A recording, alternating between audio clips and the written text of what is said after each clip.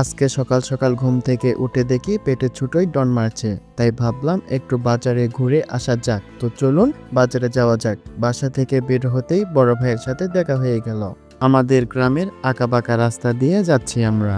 দুজনে মিলে গেলাম বাজারে। এই তো আমাদের বাজার। সকালের নাস্তা এখান থেকে সেরে নিলাম দুটো সিঙ্গারা দিয়ে। এরপর একটু গ্রামের দিকে ঘুরতে বেরালাম। তো হাঁটছি যেন রাস্তায় শেষ হয় না। রাস্তার দুটো মোটকা কুকুর দেখলাম, যা দেখে আমার কথা মনে পড়লো। এরপর দেখলাম গাছে কত আম, মনটা ভরে গেল। প্রকৃতির দেওয়া উপহার কত সুন্দর হতে পারে। তারপর দীর্ঘ 22 বছর পর গাছে একটু ঝুলে ফিটনেস ঝালাই করে নিলাম। ব্যায়াম করতে গিয়ে পড়ে গেলাম। তারপর গেলাম মাঠের দিকে। আজকে মাঠের ওয়েদারটা অনেক সুন্দর দেখাচ্ছে, দেখতে বেশ ভালো লাগছে। আর আমার সামনে গরু খাচ্ছিল। আমি কি এক দানব, গরু আমাকে দেখে পালায়। আর সামনে ছিল এক বিশাল ঝালের ক্ষেত। জানি না কার ঝালের ক্ষেত, হয়তো দেখলে আমার পাছা লাল করে দিবে, তার আগেই আমি পালাই।